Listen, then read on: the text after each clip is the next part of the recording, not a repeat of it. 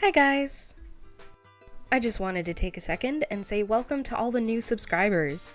I suddenly hit nearly 200 subscribers after my last video, and I'm a little blown away. I'm so happy you all subscribed, and I'm gonna do my best to keep making interesting content.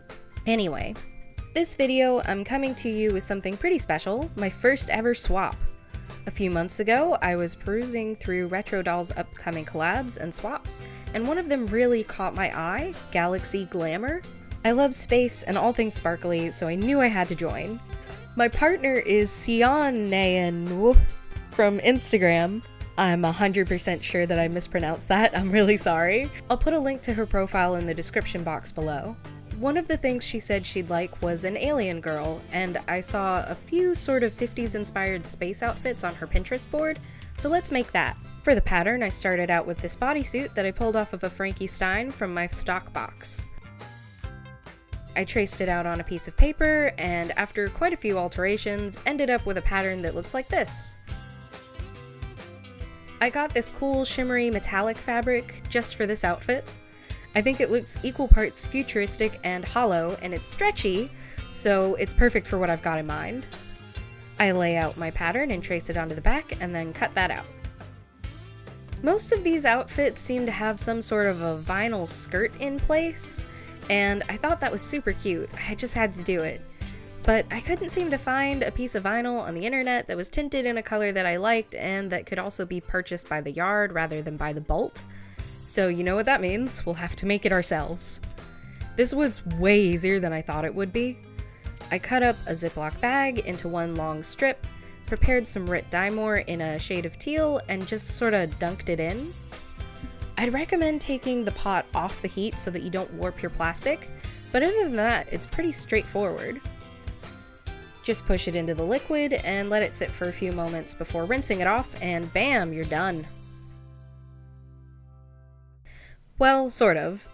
The plastic is a little thin, and I found that I really liked the color, but it just wasn't bright enough until you layered it up.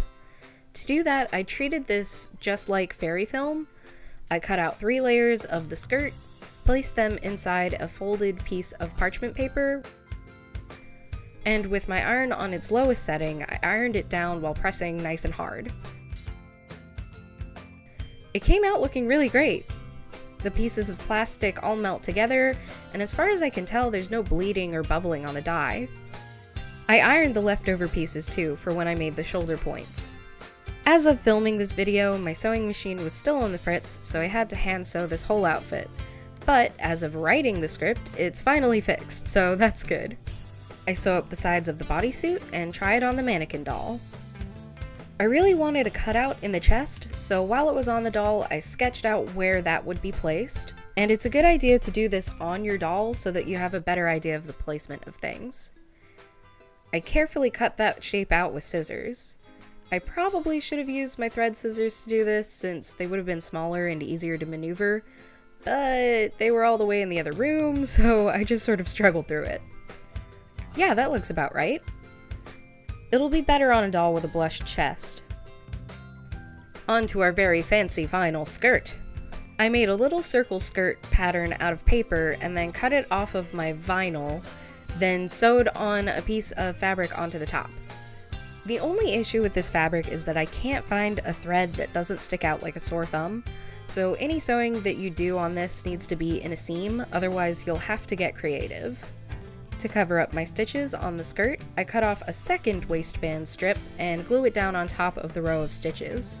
I repeated this process when I made the shoulder points on the top of the outfit, but I seem to have misplaced that footage. For the shoes, there's nothing fancy this time. I just took a pair of stock shoes that I had and painted them silver and teal to match the outfit, and with that, she's done! I put the outfit on Gia to model it, and I've gotta say, I really love how it came out. I've never done anything sci-fi themed before, and I've certainly never done an outfit that was this structured. Usually, I make things that fall more under the cute and preppy side of fashion, so this was a bit of a challenge for me. I had a lot of fun. As nice as the outfit looks on Gia, it's not hers. I'll be making the doll for this outfit in the next video, so make sure to check in then. If you like this video, give it a thumbs up and don't forget to subscribe. It means a lot to me.